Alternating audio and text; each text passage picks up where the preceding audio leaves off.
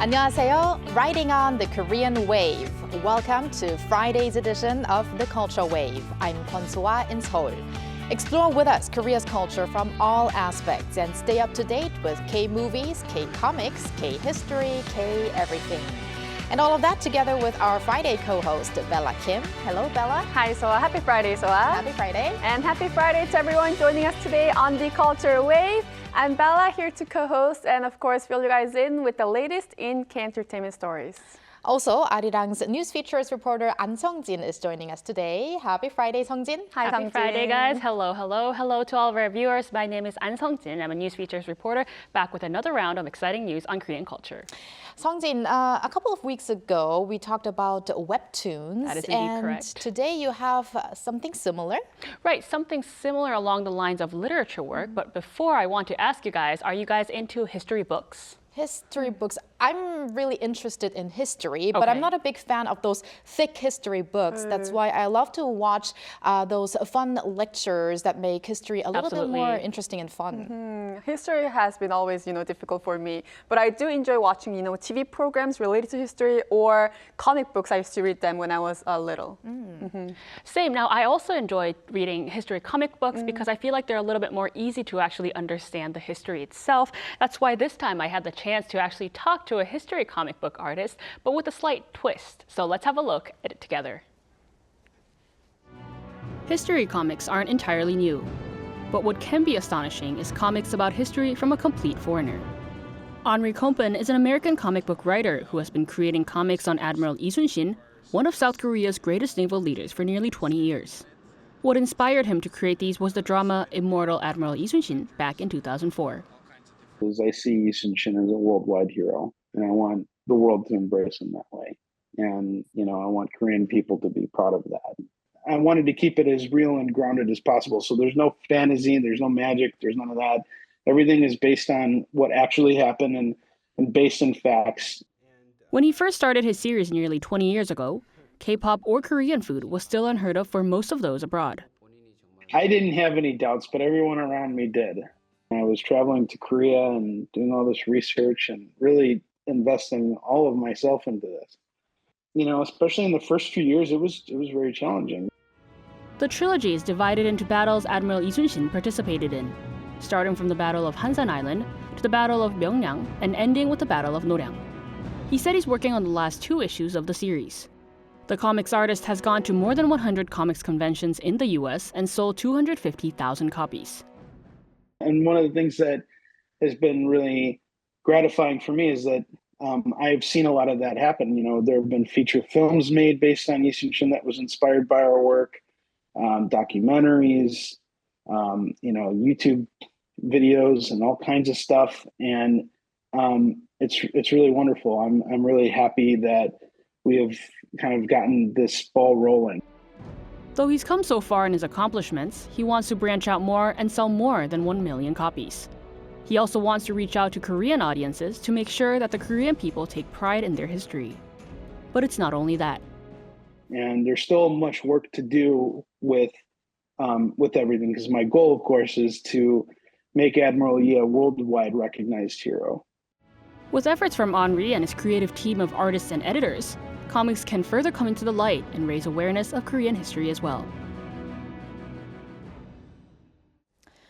This is so different from simply translating Korean comic history books into another language. Absolutely. And for those who want to have a closer look at the artist's work, where can they find it?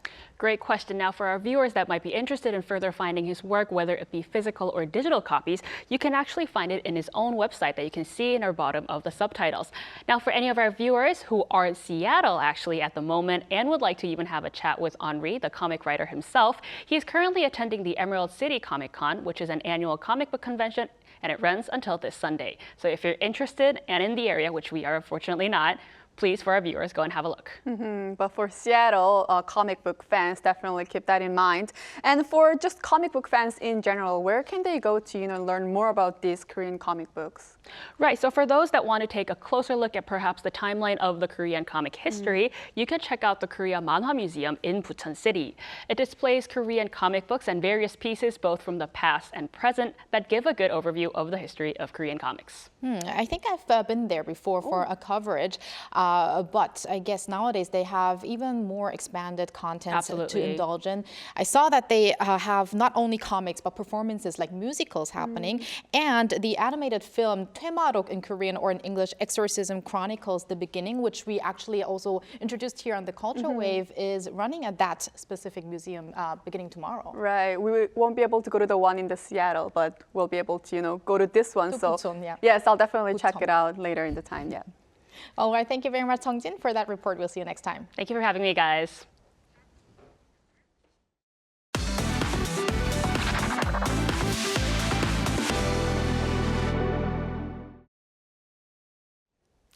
Time for some K-entertainment news with Bella Kim. Bella, today we start off with some news that many K-pop fans have been waiting for, including myself. Yes, that is correct. Since last year, we talked about Blackpink Jennie's new songs on our show several times, including Mantra, Love Hangover, and the latest one, Extra L. Well, on Friday, which is actually today, Jennie finally released her first solo full-length album, Ruby, which includes all the tracks she has recently released. The album carries 15 tracks in total, including the title track, Like Jennie, and Jennie actually worked as a producer to portray her own identity. Jennie's agency, OA Entertainment, said that the album was inspired by Shakespeare's play As You Like It, and it carries the themes of birth, love, faith, and climax. The album includes previously released tracks Mantra, Love Hangover, and Extra L, as well as new tracks like Soul City, Starlight, and Twin. It's also notable that global pop stars such as Childish Gambino, Dua Lipa, FKJ took part in this album as featured artists. And another special feature about this album is that the physical copy will include a Jennie-only audio version featuring tracks with only Jennie's vocals. So if you're a huge fan of Jennie, definitely check out the physical copy as well. I'm still listening to Rosé's Rosie, and now I also have Jennie's Ruby to listen to. So much to listen to. I know. And Bella, we're going to move on to a Korean Netflix series that we also talked about before, but now it's finally released. Yes, it is finally. Or in a few hours from now. In a few hours, 5 p.m. Korea time, it's coming. The highly anticipated Netflix series, When Life Gives You Tangerines, or 폭삭 속았수다 in Korean, will be released on Friday, which is also today, 5 p.m. Korea time. The series featuring actor Park Bo-gum and actress Lee Ji-eun, also known as her singer name IU, will be in this series. And IU will play, Lee Ji-eun will play rebellious and clever Esun, while Park Bo-gum will play foolish and sturdy Kwan-sik. The series received attention for its production cost of 60 billion won, that's about 41 million US dollars. And the 16-episode series will be released in 4-episode batches starting today, March 7th on Netflix. And let's wrap up with an upcoming film. The thriller film Somebody will be released in theaters next Wednesday, March 12th. The film stars Kwon Yuri from K-pop girl group Girls' Generation, along with Kwak Sun-young, Lee Seol, and Ki So-yu. It delves into the complexity of motherhood and the psychological fractures experienced by these 3 women across a 20-year time gap. And even before the film's release, Somebody is already receiving recognitions from various film festivals, including the Busan International Film Festival and also Hawaii International Film Festival. So make sure to check this film also out next week when it comes out in the theaters. All right, we'll do so. Well, thank you very much, Bella, for those updates, and don't go anywhere. Yes, I'll stick around. And now time to check out other culture-related news with our AI anchor, Ari. Ari, take it away.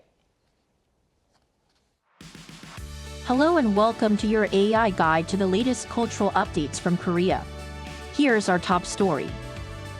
The government plans to overhaul the domestic copyright system over the next decade to adapt to the rapidly evolving AI era.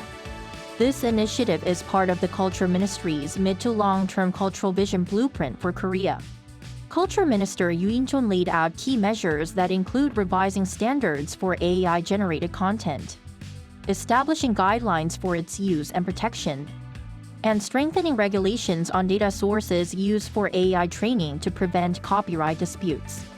Additionally, the government aims to expand new content markets aligned with advanced AI technologies. Korea's premier literary expo, the Seoul International Book Fair, will kick off at COEX in Seoul on June 18th for a 5-day run. Hosted by the Korean Publishers Association, this year's event reflects the comfort books provide in times of uncertainty. Taiwan has been selected as the guest of honor. KPA President Yoon Chul-ho highlighted the growing global interest in K-literature, noting that countries like France and Spain are competing to be the fair's next guest of honor. First established in 1947, the book fair has grown into Asia's largest book festival, showcasing not only Korean literature but also culture, arts, and academia. Gyeongsangbuk-do Province has rolled out specialized tourism programs for foreign visitors in celebration of the 2025 Visit Gyeongbuk Year. The province has launched 8 distinctive tour programs this month to attract more international tourists. These include traditional cultural experiences in Gyeongju, a city known as a museum without walls, and a 3-day exploration of the region's 1,000-year-old cultural heritage, a tour of the well-preserved Hale Village in Andong, and visits to K-content filming locations are also in store. Gyeongsangbuk-do has been accelerating efforts to boost international tourism ahead of the APAC summit set to be held in Gyeongju this fall. That's all from me. Stay tuned to the Culture Wave.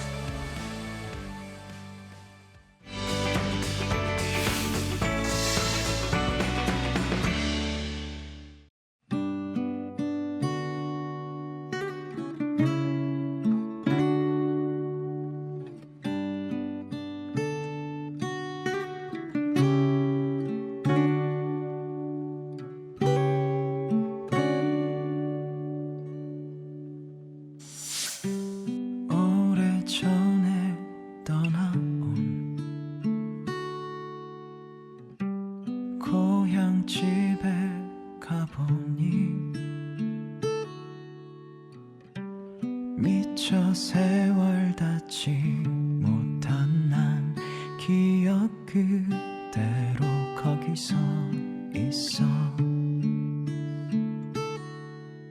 너는 어디서 너는 멀리서 날 또 찾아 돌아왔나 이 내 모습이 그 기억 그대로 날 반겨주며 서 있는데 너무 그리워서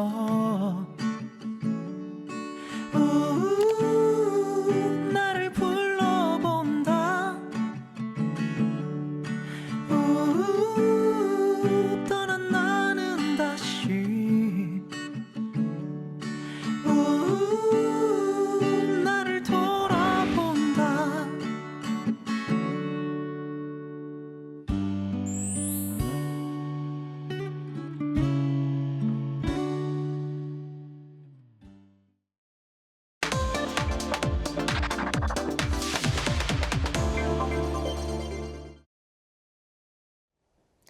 The emergence of artificial intelligence has been causing controversy in the movie world, including at the Academy Awards this year.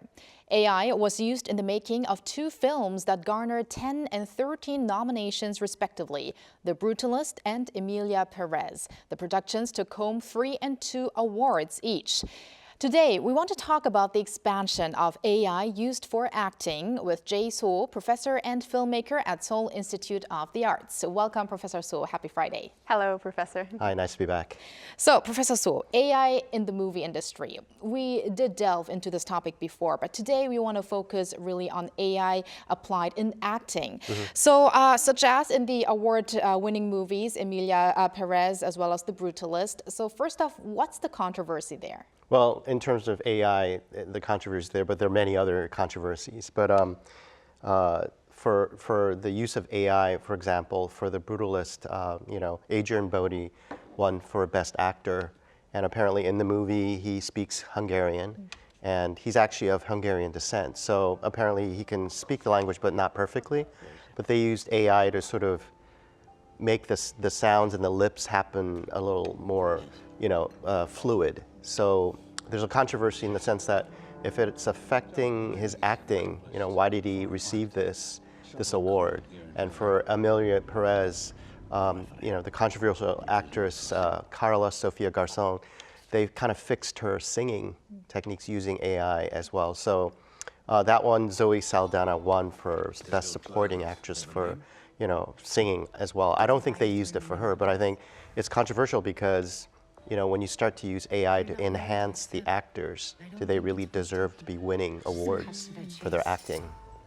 So we see these awards with these Oscar nominations and the wins. Could we say that this AI technology in actors is receiving positive feedbacks or positively received within the movie industry as of right now?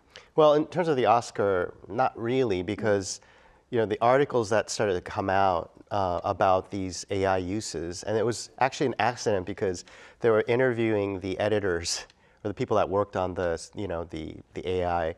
They're kind of admitting it that they use this technology, and the voting happens for the Academy members actually as soon as it's announced. So they have, I think, close to a month to vote. So some of the the voters, the Academy members, didn't even hear about this situation. So the votes went in. I think if the information came out a little earlier, maybe some of the people that won the awards would be changed right now. So I wouldn't necessarily see that as a positive. Then maybe there could be changes in next year's awards if they knew beforehand of how much AI has been used there. But Professor So, is it fair to award actors that have been assisted by AI? What are your thoughts on that? Sure. I mean, that's the big, million-dollar question. I think right now they have to kind of change the standards, the criteria for judging. For example, if you're first you have to kind of admit that you've used AI to enhance, and then they have to kind of look at how far the actor, was really there to act and how much of it is machine-based.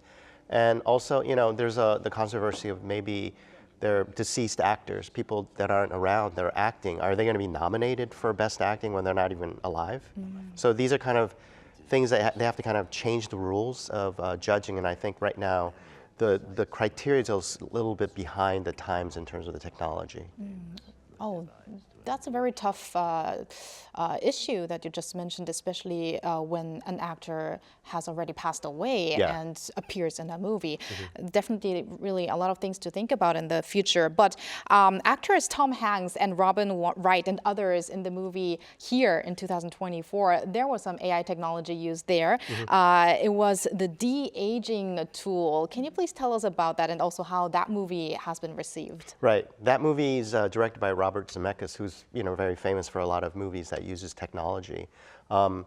This movie, basically Tom Hanks and Robin Wright are, now older actors in their 50s. I think Tom Hanks is like in his 60s. So this story is based on a graphic novel that happens in an apartment over a span of 60 years. So instead of having different actors playing to different ages, they had the same actors, and they use this technology it's called Metaphysics is the company they did it. And it's actually a de-aging process that is real time.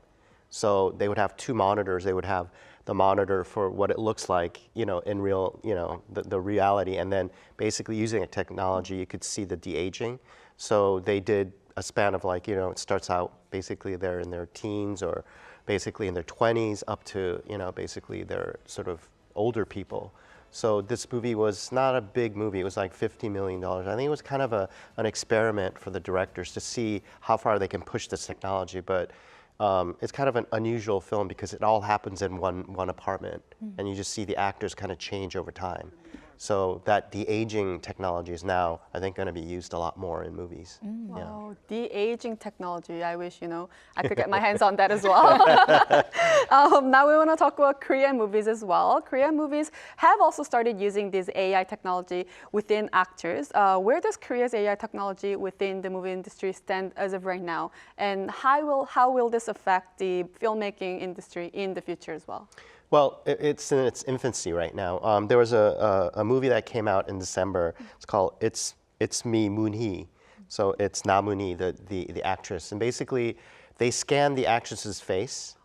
And it's like a short 17-minute film that played in CGV theaters. Apparently, she came out playing about, 8, 9 characters. And what was interesting about it was the actress was not even in the movie, but they used her face and then basically used AI technology to create all these different characters for her. So that was kind of an interesting kind of experiment. Now, there are a lot of dramas that use AI technology as well. And then recently, there's a Korean short film called One More Pumpkin that came out. It was funded by the Gyeonggi, Contents Agency. And basically, that one was really recognized at the Dubai Film Festival for use of AI. Again, nothing was filmed, everything was generated on a computer using AI. So we're at the sort of the start of this thing, and I think right now most of the AI being used visually is in post-production. So if you have a film that's live action with real actors, usually there are elements of the CG that used to be done all by hand that's sort of pipelined into AI technology that kind of speeds up the process. Wow. So that's how it's using, but I think there's going to be a point where you don't even need an actor, you don't need a crew, you're just generating something, purely based on machines.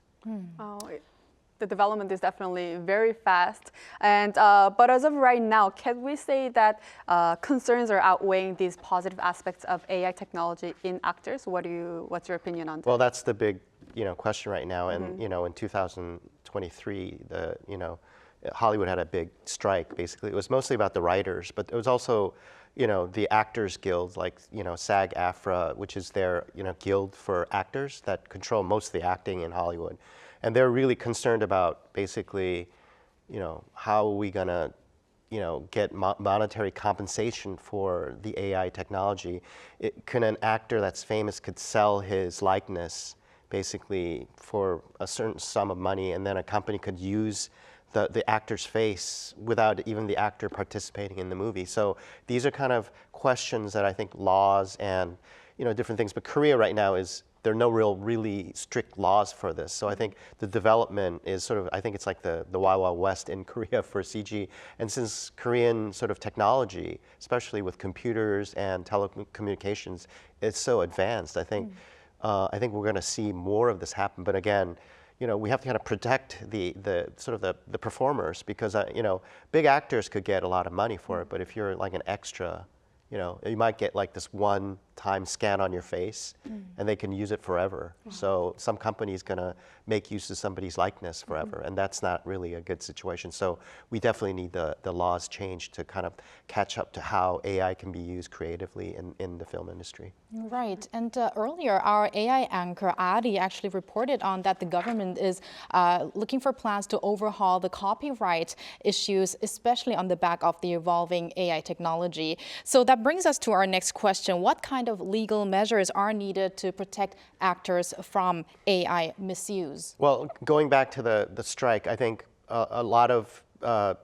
talks were about basically how do we protect the rights of copyright for an actor. And like I made that example where if you scan somebody's face, does the company get to own that and then use it to, even to the point where we talked about somebody who's dead, that you could use that person's likeness in an AI setting. So I think in that strike, they definitely kind of started to put down rules in America for Hollywood for actors. Basically you can't use an actor's likeness without their permission. There was a really famous case where OpenAI, when they started to have basically, voices, they really wanted to use Scarlett Johansson's voice for the movie Her, where she came out as a operating system, and she said no.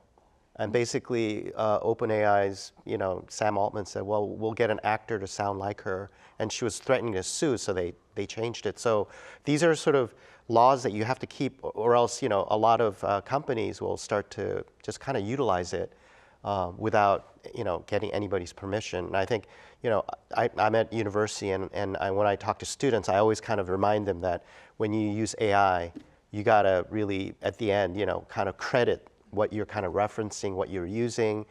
Unfortunately, our students are feeling responsible for that, but a lot of companies, people that are based on profits and stock markets don't seem to care. So that's the big challenge that we have.